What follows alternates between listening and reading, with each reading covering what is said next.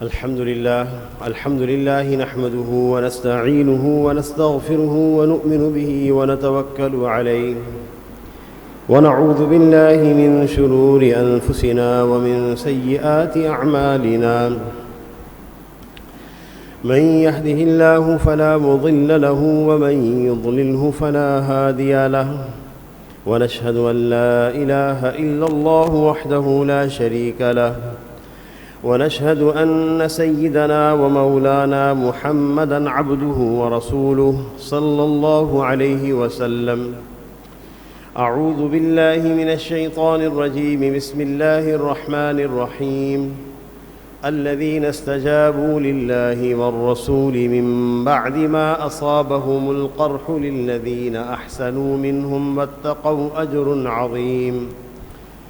الذين قال لهم الناس إن الناس قد جمعوا لكم فاخشوهم فزادهم إيمانا وقالوا حسبنا الله ونعم الوكيل. صدق الله العظيم. اللہ رب العزت نے دنیا کے اندر انسان پہ مختلف حالات رکھے ہیں. اچھے حالات بھی آتے ہیں اور بسا اوقات گھریلو اعتبار سے، خانگی زندگی کے اعتبار سے یا معاشی اعتبار سے ایسے حالات آ جاتے ہیں کہ بندہ بند گلی کے اندر پہنچ جاتا ہے، اس کو نکلنے کا کوئی راستہ دکھائی نہیں دیتا. تو جب ایسے حالات آ جائیں، یہ گھریلو خانگی زندگی کے اعتبار سے بھی ہو سکتے ہیں، اولاد کے اعتبار سے بھی ہو سکتے ہیں، گھر والوں کے اعتبار سے بھی ہو سکتے ہیں، اور کاروباری معاشی بھی ہو سکتے ہیں. آدمی کو کوئی راستہ نظر نہیں آتا، کیا کریں، کس طرف جائیں، اور بندہ اپنی ظاہری اعتبار سے پوری کوشش کر چکا ہوتا ہے. تو ایسے حالات میں ہم کیا کیا کریں؟ اللہ رب العزت نے ہمیں ایسے حالات میں اپنی مدد اور نصرت کے وعدے سنائے ہیں. ان حالات کے اندر تم ہماری طرف رجوع کرو، ہم تمہارے ساتھ مدد کا معاملہ کریں گے. ایسی مدد انسان کے وہم و گمان میں بھی نہیں ہوتا کہ یہ مسئلہ ایسے بھی حل ہو جائے گا. آپ صلی اللہ علیہ وسلم جب غزوہ احد کے موقع پہ تشریف لے گئے، اس غزوہ میں مسلمانوں کو ہزیمت ہو گئی. ابتداءً فتح ہوئی، وہ فتح بعد میں ہزیمت میں تبدیل ہو گئی. 70 کے قریب ایسے لوگ تھے جو صحابہ کرام اجل تھے، وہ شہید ہو گئے، اور بہت سارا مجمع زخمی ہو گیا. خود آپ صلی اللہ علیہ وسلم کو دندان مبارک کی شہید یعنی ٹوٹ جانے کی بھی تکلیف پہنچی، اور آپ صلی اللہ علیہ وسلم کے پیشانی مبارک پہ ایک پتھر لگا. اس کا زخم ایسا تھا کہ خون رکتا نہیں تھا، اور خود کی کڑیاں آپ صلی اللہ علیہ وسلم کے رخسار مبارک میں دھنس گئیں. آپ بے ہوش ہو کر ایک گڑھے کے اندر بھی گرے. تو حضور صلی اللہ علیہ وسلم خود زخمی تھے، اور اس سے زیادہ زخم وہ تھے جو دل پر لگے، یعنی اپنوں کی شہادت. ابو سفیان اتنا کام کرنے کے بعد اپنے لشکر کو لے کر واپس ہو گئے.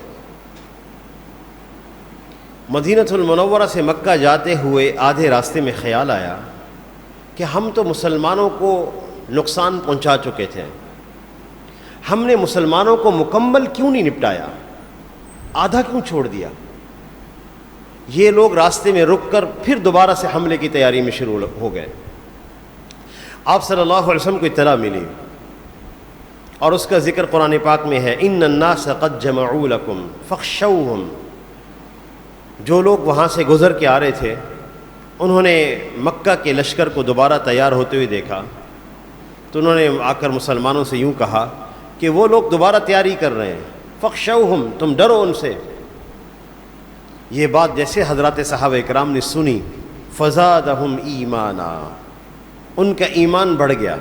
وقالوا حسبنا اللہ ونعم الوکیل، انہوں نے یوں کہا اللہ ہی ہمیں کافی ہیں اور وہ ہمارے بہترین کارساز ہیں۔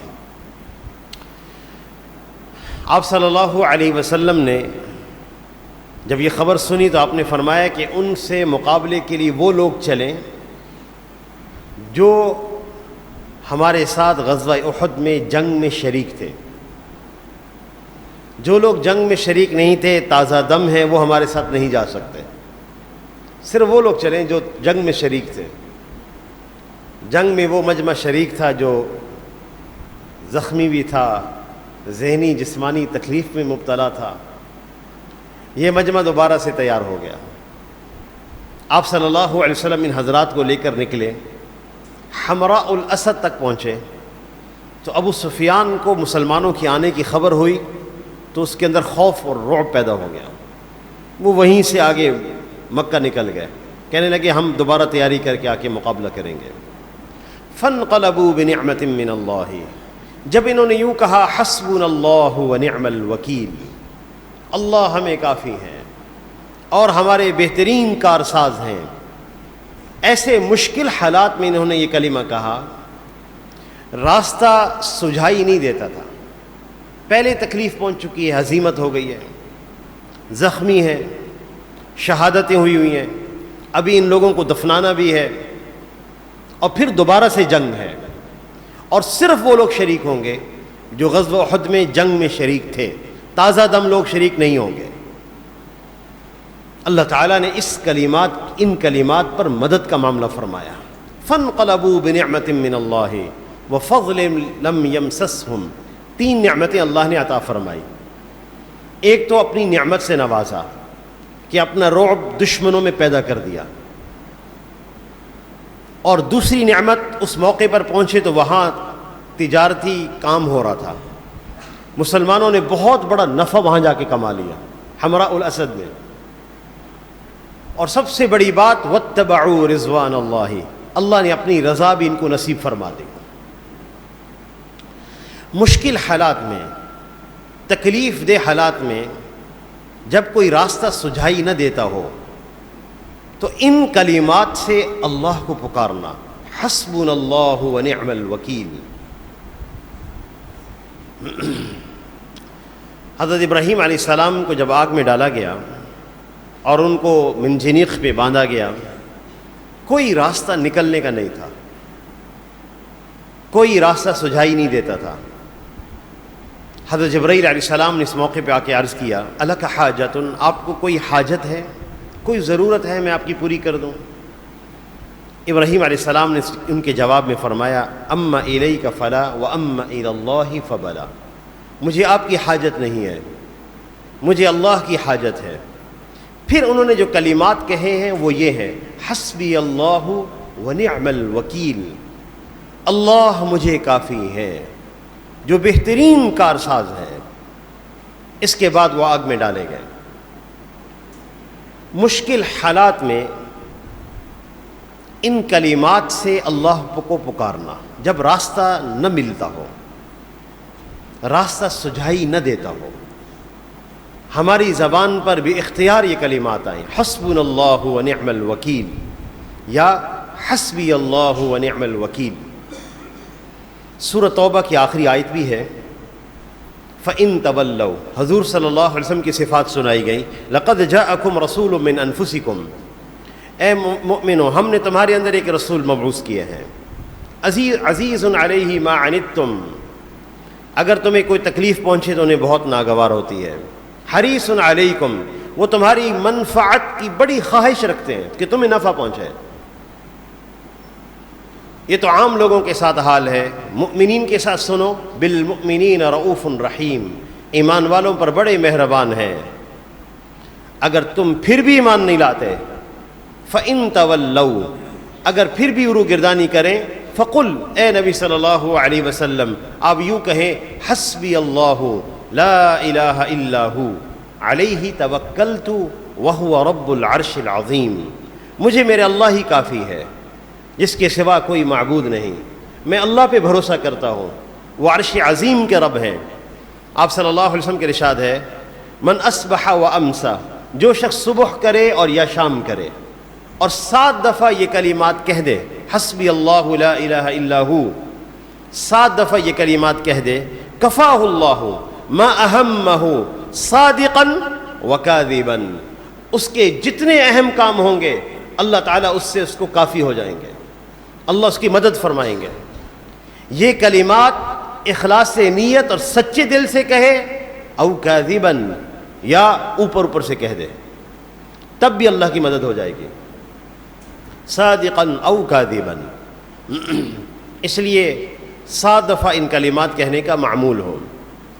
لیکن آپ صلی اللہ علیہ وسلم نے تربیت بھی فرمائی، ایک آدمی ہاتھ توڑ کر بیٹھا رہے، کام نہ کرے، اور جو اسباب ہوتے ہیں وہ اختیار نہ کرے، اور پھر وظیفے پڑھے۔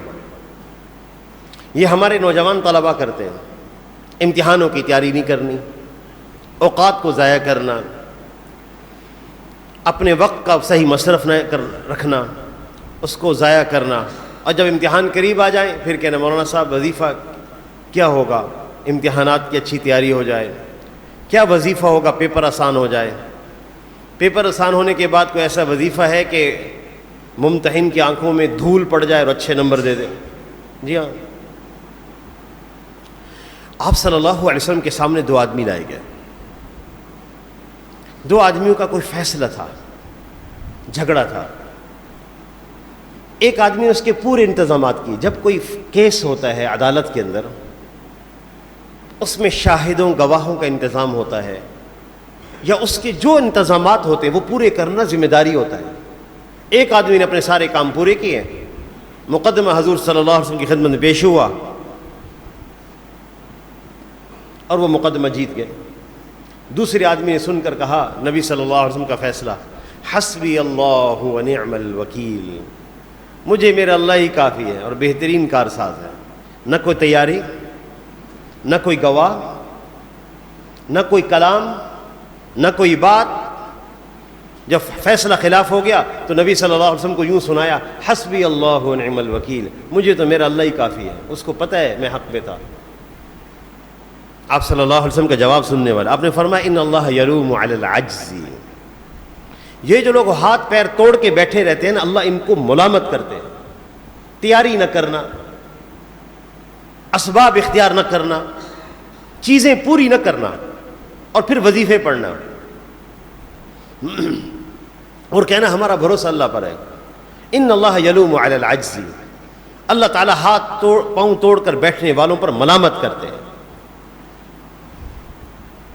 وَلَكِنَّ عَلَيْكَ بِالْكَيْسِ، تیرے اوپر ذمہ داری تھی تو سمجھداری کا ثبوت دیتا، سمجھداری کے ساتھ جتنے کام ہونے والے تھے وہ تجھے پورے کرنے چاہیے تھے۔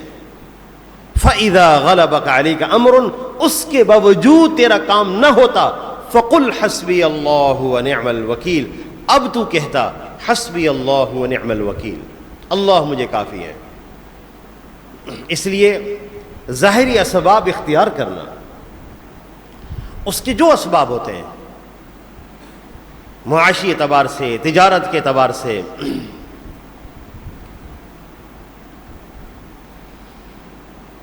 آپ صلی اللہ علیہ وسلم نے سمجھداری کو، تجارت کے اندر ذہین ہونے کو، اچھے معاشی فیصلے کرنے کو پسند کیا ہے۔ آدمی تجارت اور کاروبار کے اندر جائے اور وظیفے شروع کر دے اور سمجھداری کا ثبوت نہ دے۔ آپ صلی اللہ علیہ وسلم نے ایک صحابی رضی اللہ تعالیٰ عنہ کو 1 دینار عطا فرمایا اور فرمایا کہ اس سے ایک بکری خرید لائیں۔ وہ بازار میں دینار سونے کا سکہ ہوتا ہے، وہ بازار میں چلے گئے، انہوں نے 1 دینار سے 2 بکریاں خرید لی، بھاؤ تاؤ کر کے، سمجھداری کے ساتھ، محنت کر کے، بازار پھر کے 1 دینار سے 2 بکریاں خریدیں، اور 1 بکری بیچ دی 1 دینار میں۔ حضور صلی اللہ علیہ وسلم کے پاس واپس آئے 1 بکری اور 1 دینار لے کر۔ آپ نے فرمایا یہ کیا ہے؟ کہنے لگے یا رسول اللہ، آپ نے 1 دینار دیا تھا 1 بکری کے لیے، میں نے اس سے 2 بکریاں خرید لیں اور پھر 1 بکری 1 دینار میں بیچ دی، تو یہ 1 بکری اور 1 دینار ہے۔ آپ صلی اللہ علیہ وسلم بڑے خوش ہوئے، آپ نے فرمایا بارک اللہ لک فی صفقتی کا، اللہ تعالیٰ تیرے سودوں میں برکت عطا فرمائے۔ وہ کہتے ہیں کہ اس کے بعد یہ معاملہ ہو گیا تھا کہ اگر میں مٹی میں بھی ہاتھ ڈالتا تو وہ بھی سونے کی بن جاتی. اتنی اللہ نے مجھے برکت دے دی کاروبار کے اندر. کاروبار میں معاشی اعتبار سے تجارت کے اندر تیز ذہنوں سے کام کرنا, اس کے لیے جو چیزیں اختیار کی جا سکتی ہیں اختیار کرنا, بہترین نظام بنانا. ہمارے ملک میں سسٹم, کمپنیز کے سسٹم نہ بنانے کی وجہ سے کاروبار صرف انسان کی ذات تک محدود رہتا ہے. جب آگے اولادیں آتی ہیں کاروبار منقسم ہو جاتا ہے. ہمارے ملک پاکستان میں کاروبار 100 سال سے زائد نہیں چلتے, بہت کم, بہت کم.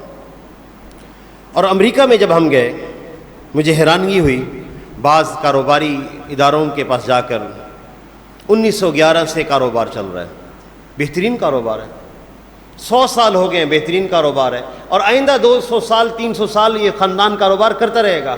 نظام ایسے بنا دیا. پھر یہ کہنا کہ ہم ترقی نہیں کر سکتے, ہمیں لوگ ترقی نہیں کرنے دیتے. تو آپ صلی اللہ علیہ وسلم نے فرمایا حسبی اللہ ونعم الوکیل. مشکل حالات کے اندر, تکلیف دہ حالات کے اندر جب کوئی راستہ نظر نہ آتا ہو, اس کلمہ کا ورد کرنا, ان کلمات کو زبان سے کہنا کہ ہمیں ہمارا اللہ ہی کافی ہے جو بہترین کارساز ہے.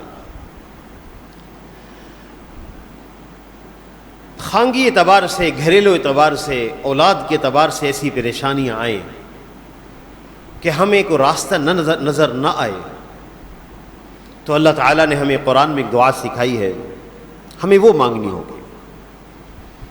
ربنا ہب لنا من ازواجنا. لیکن جیسے میں نے عرض کیا, آدمی اپنے خاندان کے اندر ایسا طرز زندگی اختیار نہ کرے کہ حالات اس رخ پہ پہنچ جائیں کہ حالات آدمی کے قابو میں نہ ہوں. ایسا رخ اختیار نہیں کرنا چاہیے. تو آپ صلی اللہ علیہ وسلم نے ہمیں قرآن پاک میں جو دعا تعلیم دی گئی اس کا اہتمام کرنا. اگر اولاد سے پریشانی آنی شروع ہو جائے, اولاد سے, بچوں سے یا گھر والوں سے, ہمارے قابو میں اولادیں نہ رہیں اگر خدا نخواستہ, تو یہ دعا مانگنی ہوگی. ربنا ہب لنا من ازواجنا, سورۃ الفرقان کی آیت ہے. اے ہمارے رب, ہمیں اپنے گھر والوں سے آنکھوں کی ٹھنڈک عطا فرما. وجعلنا للمتقین اماما, اور اے اللہ ہمیں تمام متقین کا امام بنا دیں, پیشوا بنائیں. اپنے گھر والوں کی دینی تربیت کرنا, اخلاقی تربیت کرنا, اس کے باوجود حالات قابو میں نہ رہیں, ہم مایوس نہیں ہوں گے, ہم اللہ سے مانگیں گے. اپنی اولاد کو آخری حد تک اپنے سے جدا نہ کرنا, گھروں سے نکال دینا اور بار بار یہ کہنا گھر سے نکل جاؤ, یہ اچھے الفاظ نہیں ہیں. پھر اس سے گھر ٹوٹ جاتے ہیں. نوجوان بچہ گھر سے نکل گیا, پھر اس کو واپس لا کے دکھائیں. ایک صورت ہوتی ہے صرف کہ جب انسان کو اختیار ہوتا ہے کہ اولاد کو اپنے سے جدا کر دے. وہ صورت ہوتی ہے جب اولاد دینی نقصان کا ذریعہ بن جائے, دینی نقصان کا. یہ اولاد فتنہ ہوتی ہے, یہ چاہے کتنی قریب کیوں نہیں, اس سے آہستہ آہستہ راستہ الگ کرنا. نوح علیہ السلام کے بیٹے کافر تھے, اس کے باوجود آخری الفاظ ان کے یہ ہیں یا بنی ارکب معنا, اے میرے پیارے بیٹے میرے ساتھ کشتی میں سوار ہو جاؤ. اور ہمارا بیٹا نماز نہ پڑھے اور اس کو گھر سے نکال دینا. بیٹا نماز نہ پڑھے اور پھر جو ہے وہ اس سے بات چیت چھوڑ دینا. بہت ذمہ داری کے ساتھ, سمجھداری کے ساتھ اپنے بچوں کی تربیت کرنی ہوگی. حالات اور وقت بدل چکے ہیں. ابھی ہم ایبٹ آباد میں تھے, ایک صاحب نے, کا چھوٹا سا بچہ تھا 6 سال کا, وہ کہنے لگے مولانا اس کی باتیں سنیں, میں نے اس کی کیا تربیت کی. میں نے کہا کیا؟ کہنے لگے اس سے پوچھیں بڑا ہو کے کیا بنے گا. میں نے کہا بیٹے آپ کیا بنیں گے؟ کہنے لگے پائلٹ. اچھا. کہنے لگے اس سے پوچھیں پائلٹ بن کے کیا کرو گے؟ میں نے کہا بیٹا آپ پائلٹ بن کے کیا کریں گے؟ کہنے لگے میں امریکہ کو ماروں گا. کہتے دیکھو میں کیسی تربیت کی ہے. تھوڑی دیر بعد میں نے دیکھا وہ انڈین ولاگ سن رہا تھا بیٹھ کر, یوٹیوب پہ ہندوستان کے ولاگ سن رہا ہے، یہ امریکہ پہ حملہ کرے گا؟ حالات بدل چکے ہیں، احوال بدل چکے ہیں، حقیقت کو سمجھا جائے۔ ہماری بچوں کی تربیت کوئی اور کر رہا ہے۔ یہ ممکن ہے کہ ہماری اولاد ذہانت کے اعتبار سے، انفارمیشن کے اعتبار سے ہم سے کہیں زیادہ آگے ہو۔ ہم نے تو 25 سال کی عمر میں موبائل دیکھا ہے، وہ 6 سال کی عمر میں دیکھ رہے ہیں، وہ اس کی پہنچ اپروچ ہم سے بہت آگے ہے۔ حالات کو سمجھنا ہوگا، احوال کو سمجھنا ہوگا، صرف جذباتی باتیں کرنے سے کام نہیں ہوگا۔ اس لیے کسی موقع پر اپنی اولاد کو گھروں سے نہیں نکالنا چاہیے، نکل جاؤ، دفع ہو جاؤ، ختم کرو تعلقات، نہیں کرنا چاہیے۔ آخری حد تک نبھانا۔ یا بنی ارکب معنا، اے میرے پیارے بیٹے سوار ہو جاؤ ہماری کشتی میں، ولا تکن مع الکافرین، کفار میں سے نہ ہو جاؤ۔ بچہ کہنے لگا کہ میں پہاڑ پہ چڑھ جاؤں گا، سآوی الی جبل یعصمنی من الماء۔ نوح علیہ السلام نے فرمایا لا عاصم اليوم من امر اللہ الا من رحم، بیٹا آج کے دن کوئی نہیں بچ سکتا مگر وہی جس پر اللہ رحم کرے۔ اتنی دیر میں ایک پانی کی لہر آتی ہے اور وہ بچہ غرق ہو جاتا ہے۔ اللہ اکبر۔ نوح علیہ السلام کو دلی تکلیف پہنچی، انہوں نے اللہ سے درخواست کی انہ من اہلہ، اے اللہ وہ میرا بیٹا ہے، آپ رحم کا معاملہ فرما دیں۔